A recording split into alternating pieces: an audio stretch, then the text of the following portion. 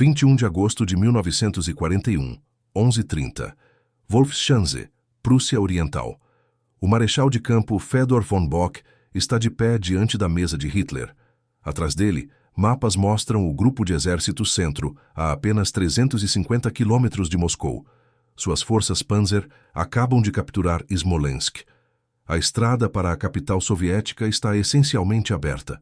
Bock pede permissão para continuar o avanço.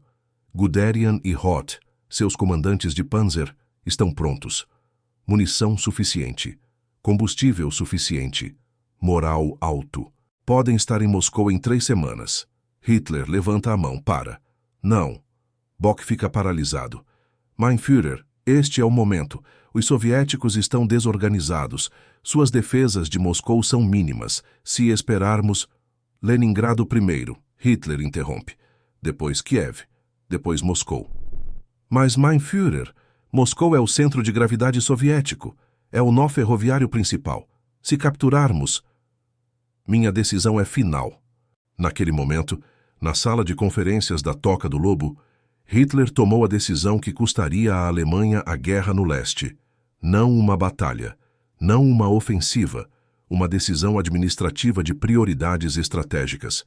Seus generais imploraram, argumentaram. Apresentaram mapas, números, análises logísticas. Todos concordavam. Atacar Moscou agora, em agosto, com clima favorável, e soviéticos em desordem. Hitler recusou. Tinha suas próprias ideias, baseadas não em realidade militar, mas em obsessões ideológicas e econômicas, que nada tinham a ver com vencer guerra. E nos próximos 60 dias, enquanto o melhor clima do verão passava, enquanto a janela de oportunidade fechava, as forças Panzer, que deveriam estar marchando para Moscou, foram dispersas em objetivos secundários. Este é o momento em que um homem sem formação militar, além de cabo na Primeira Guerra, decidiu que sabia mais que todos os seus generais profissionais combinados. E como essa arrogância transformou vitória quase certa em derrota inevitável. 22 de junho de 1941. Operação Barbarossa começa. 3,5 milhões de soldados alemães invadem União Soviética em 3 eixos. Grupo de Exércitos Norte para Leningrado. Grupo de Exércitos Sul para Kiev. E no centro, Grupo de Exércitos Centro de Bock, marchando direto para Moscou. Os primeiros dias são blitzkrieg perfeita. Forças soviéticas são cercadas em bolsões gigantescos. A Força Aérea Soviética é destruída em terra. Milhares de tanques capturados. Centenas de milhares de prisioneiros. O Grupo de Exércitos Centro de Bock é particularmente devastador. Guderian comandando o 2º Grupo Panzer pelo sul. Roth comandando o 3º Grupo Panzer pelo norte. Executam manobras de pinça com precisão cirúrgica. Minsk cai em 28 de junho, 6 dias. 300 mil prisioneiros soviéticos. Smolensk cai em 16 de julho, 24 dias. Outros 300 mil prisioneiros. De Smolensk a Moscou são 350 quilômetros. Estradas diretas. Terreno aberto. Forças soviéticas entre Smolensk e Moscou estão fragmentadas, desorganizadas. Guderian olha para os mapas e vê corredor aberto. Pode estar em Moscou em 3 semanas, 4 no máximo. Mas há problema. Hitler nunca esteve totalmente comprometido com Moscou como objetivo primário. Desde o planejamento de Barbarossa houve debate. Generais do Estado-Maior argumentavam concentrar forças, atacar Moscou, destruir capacidade soviética de fazer guerra. Hitler discordava. Suas prioridades eram diferentes. Leningrado ao norte, eliminar a base naval soviética no Báltico. Kiev ao sul, capturar celeiro da Ucrânia e indústria pesada. E, eventualmente, Cáucaso para petróleo. Moscou? Apenas uma cidade, uma capital política. Hitler convenceu-se que capturar recursos era mais importante que capturar capital. Seus generais ficaram desesperados. Moscou não é apenas capital, é centro ferroviário de toda a União Soviética. É nó industrial, é onde Stalin concentrará todas as reservas para defender. Hitler não ouvia. 19 de julho de 1941. Bock recebe ordem. Pausar avanço para Moscou. Aguardar novas instruções. Guderian fica incrédulo. Pausar. Estamos vencendo. O inimigo está quebrado. Mas ordem é ordem. Grupo de exércitos. Centro para. Consolida posições ao redor de Smolensk. Espera. E enquanto espera, soviéticos usam tempo precioso para construir defesas, para trazer reservas da Sibéria, para reorganizar. Stalin, inicialmente paralisado pelo choque da invasão, recupera a iniciativa, emite ordem, nem um passo atrás, executa generais que recuam, mobiliza a população inteira para esforço de guerra e, crucialmente, começa a construir linhas defensivas ao redor de Moscou, trincheiras, campos minados, posições antitanque, 500 mil civis, maioria mulheres, cavando fortificações. Cada dia que Wehrmacht espera é dia que soviéticos usam para fortalecer. Mas Hitler não está esperando sem propósito, está reorganizando forças, para fazer o que seus generais imploraram para não fazer, dividir o grupo de exércitos centro, 23 de julho de 1941. Hitler emite Diretriz 33, a mais desastrosa ordem estratégica da campanha. Guderian e segundo grupo Panzer serão desviados para sul, para ajudar grupo de exército sul a cercar Kiev. Hoth e terceiro grupo Panzer serão desviados para norte, para ajudar grupo de exércitos norte a capturar Leningrado. O que resta do grupo de exércitos centro? Infantaria, sem panzers, sem capacidade de manobra móvel, apenas manter linha ao redor de Smolensk. Quando Bock recebe ordem, fica atônito, pega telefone, liga para Berlim, exige falar com Hitler. Mein Führer, isso é erro estratégico. Estamos dispersando forças quando deveríamos concentrá-las. Moscou está ao alcance. Hitler responde com tom que não permite discussão. Kiev deve cair. Leningrado deve cair. Depois voltaremos a Moscou. Mas o tempo. Agosto é melhor clima. Setembro trará chuvas. Outubro... General Bock, você executará ordens ou será substituído? Bock desliga. Olha para mapas. Sabe que acabaram de perder guerra. Guderian não aceita passivamente. Decide ir pessoalmente a Hitler. Voa para a Prússia Oriental. 23 de agosto. Guderian está na sala de conferências da Toca do Lobo. Espalha mapas. Aponta para corredor aberto até Moscou. Mein Führer, meus panzers podem estar em Moscou em setembro. Antes da lama, antes do inverno, mas apenas se atacarmos agora. Hitler sacode cabeça. Kiev é mais importante. 665 mil soldados soviéticos estão cercados lá. Devemos destruí-los. Mas destruir exército soviético é exatamente o que faremos em Moscou. Stalin terá que comprometer todas as reservas para defender capital. Hitler levanta a voz. General Guderian, você é especialista em táticas de tanque. Eu decido estratégia. Kiev primeiro! Guderian percebe que está perdendo. Tenta último argumento. E depois de Kiev, quanto tempo levará? Quando poderemos voltar para Moscou? 3 semanas, talvez 4. Guderian faz cálculo mental rápido. 4 semanas para Kiev, mais 2 semanas para reposicionar forças de volta ao eixo de Moscou. Isso leva até final de setembro, início de outubro. Outubro, quando Rasputitsa, o tempo de lama, chega. Mas não diz nada. Sabe que é inútil. Sai da sala sabendo que acabaram de perder meses preciosos. E ele está certo. A campanha de Kiev é sucesso tático espetacular, o maior cerco da história militar. 665 mil prisioneiros soviéticos capturados em 19 de setembro. Hitler está eufórico. Vem, eu estava certo. Esta é a maior vitória da história. Mas custou 6 semanas.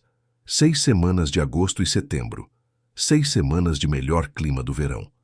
E agora, quando forças Panzer finalmente começam a reposicionar para eixo de Moscou, já é final de setembro. O calendário tornou-se inimigo tanto quanto os soviéticos. 30 de setembro de 1941. Operação Tufão, a ofensiva para capturar Moscou, finalmente começa. 2 meses depois do que deveria. Nos primeiros dias funciona espetacularmente. Cercos massivos perto de Vyazma e Bryansk. 663 mil prisioneiros, mais de 500 mil. Estrada para Moscou está aberta. Panzers avançam. Mas em 7 de outubro começa a chover. Não chuva normal. Rasputitsa. O tempo sem estradas. Chuvas de outono transformam estradas russas não pavimentadas em oceanos de lama. Tanques afundam até lagartas. Caminhões ficam presos. Suprimentos não chegam. Tropas marcham através de lama até joelhos.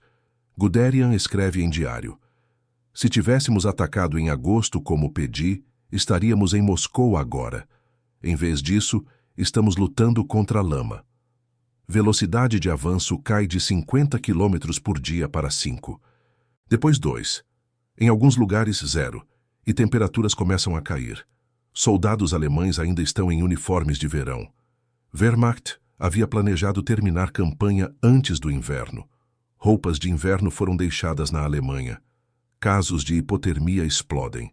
Congelamento, doença. Mas Hitler insiste. Continuar avançando. Moscou deve cair antes de inverno.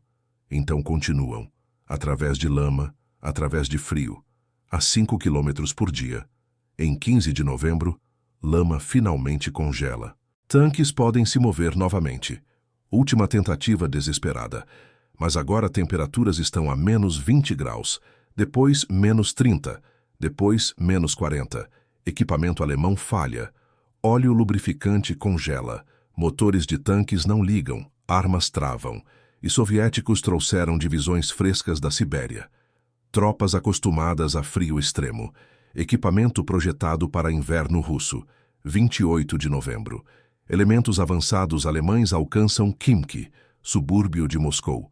30 quilômetros da Praça Vermelha. Podem ver torres do Kremlin com binóculos. É ponto mais próximo que alcançarão. Não podem avançar mais. Resistência soviética é fanática. Baixas são insustentáveis.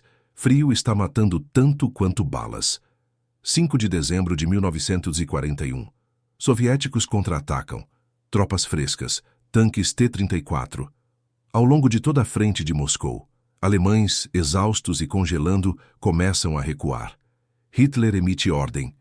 Nem um passo atrás. Mas comandantes no campo percebem. Obedecer significa cerco e destruição. Ordenam retiradas táticas. Hitler fica furioso. Demite comandantes. Assume pessoalmente comando.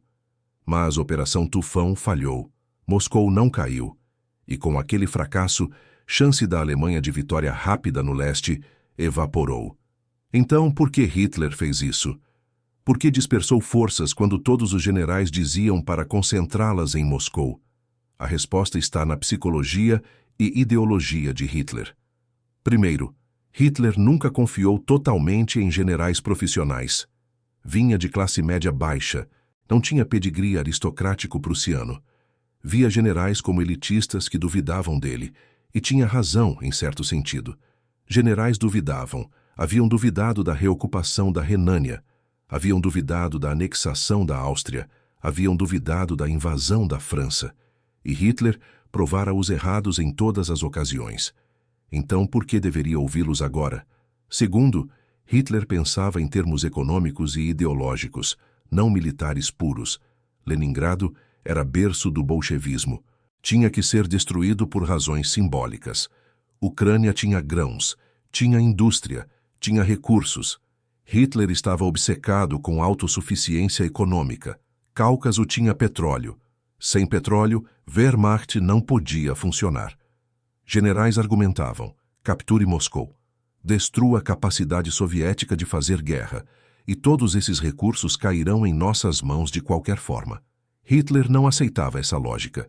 Queria recursos primeiro, vitória militar depois. Terceiro, Hitler subestimou os soviéticos. Convenceu-se que a União Soviética colapsaria após primeiros golpes. Chute na porta e estrutura inteira desmoronará. Então dispersar forças não importava. Não haveria soviéticos organizados para explorar dispersão. Estava completamente errado. Quarto, e talvez mais fundamental, Hitler não entendia estratégia operacional. Entendia política, entendia propaganda, entendia simbolismo, mas não entendia como exércitos funcionam, como logística, determina possibilidade, como timing é crítico. Como concentração de força é princípio fundamental. Era cabo na Primeira Guerra.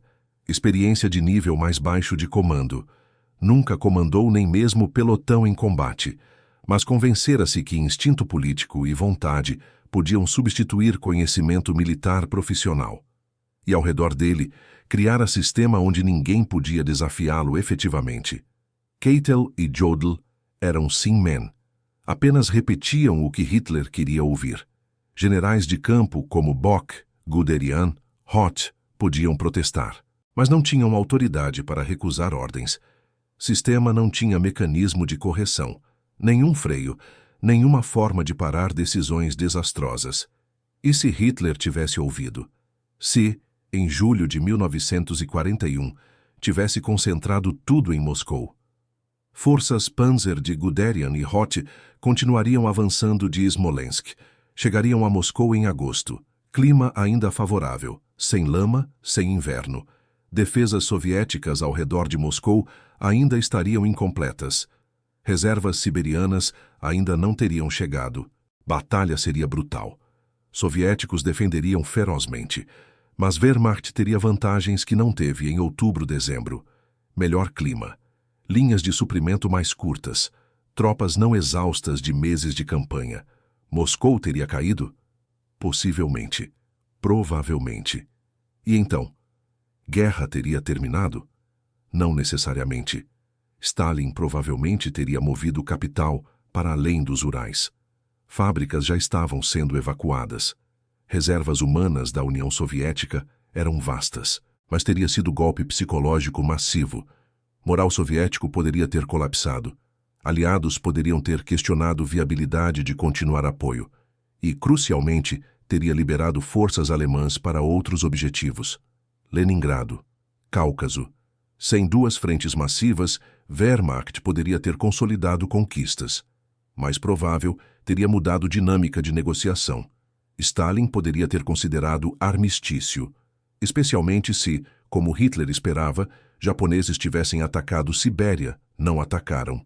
Mas tudo isso é especulação. O que sabemos com certeza é que não capturar Moscou em 1941 significou que Wehrmacht teve que enfrentar inverno russo, e não estava preparada. A decisão de Hitler de desviar forças para Kiev e Leningrado custou 2 meses preciosos, agosto e setembro, os melhores meses. Quando finalmente atacou Moscou em outubro, era tarde demais. Lama chegou. Inverno chegou. Janela fechou. E com aquele fechamento, chance de vitória rápida no leste evaporou. A Alemanha foi condenada à guerra de atrito em 2 frentes que não podia vencer. Tudo porque um homem sem formação militar decidiu que sabia mais que todos os generais profissionais combinados.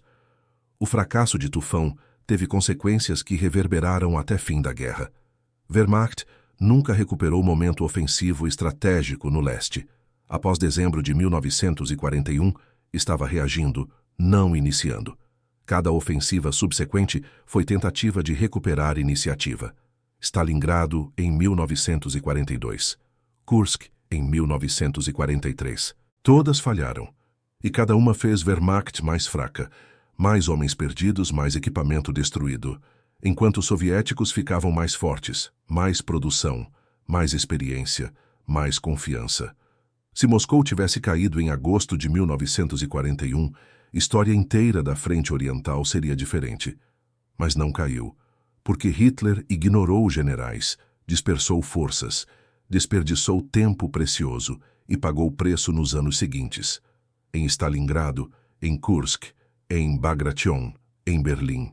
Tudo remonta àquele momento em julho-agosto de 1941, quando Vitória estava ao alcance, e foi jogada fora por arrogância e incompetência estratégica. Há lição mais ampla aqui sobre liderança e expertise.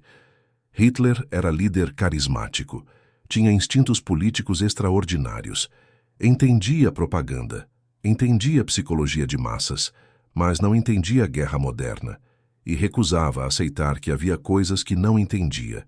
Cercou-se de bajuladores, demitiu ou intimidou qualquer um que discordasse. Criou sistema onde erros não podiam ser corrigidos, porque questionamento era tratado como traição. Resultado foi série de decisões estratégicas desastrosas, das quais dispersão de forças antes de Moscou foi apenas primeira e talvez mais fatal. Generais profissionais como Guderian, Manstein, Rommel entendiam guerra, haviam estudado por décadas, comandado em combate, aprendido com erros, mas não tinham autoridade para implementar conhecimento. Porque um homem com experiência de cabo decidiu que sabia mais. E milhões pagaram preço por essa arrogância. A câmera se afasta das estradas congeladas fora de Moscou. Memoriais soviéticos marcam onde linha alemã parou. Khimki, 30 quilômetros da Praça Vermelha. Tão perto. Tão devastadoramente perto. Mas não foi Close que matou os sonhos alemães de vitória rápida. Foi decisão tomada 2 meses antes, em sala de conferências na Prússia Oriental, quando Hitler decidiu que sabia mais que generais. Quando ordenou dispersão, quando todos diziam concentração. Quando escolheu Kiev, quando todos diziam Moscou. Quando desperdiçou agosto e setembro, os meses preciosos, em objetivos secundários. Guderian estava certo. Bock estava certo. Todos os generais estavam certos. Mas não importou, porque em Terceiro Reich, estar certo não era suficiente. Precisava de autoridade para implementar. E toda a autoridade estava concentrada em um homem que não entendia guerra, que não ouvia expertise, que confundia vontade com estratégia. Moscou não caiu em 1941, não porque era impossível, mas porque Hitler fez escolhas que tornaram impossível. E com aquele fracasso, fundamentos da derrota alemã foram estabelecidos. Não seria reconhecido por anos. Hitler continuaria lançando ofensivas. Wehrmacht venceria batalhas. Mas nunca recuperaria aqueles 2 meses de verão de 1941, quando Moscou estava ao alcance, quando generais imploraram para atacar, quando vitória era possível. Hitler ignorou, dispersou, desperdiçou. E pagou preço em milhões de vidas, alemãs e soviéticas, nos 4 anos seguintes de guerra de atrito que não podia vencer.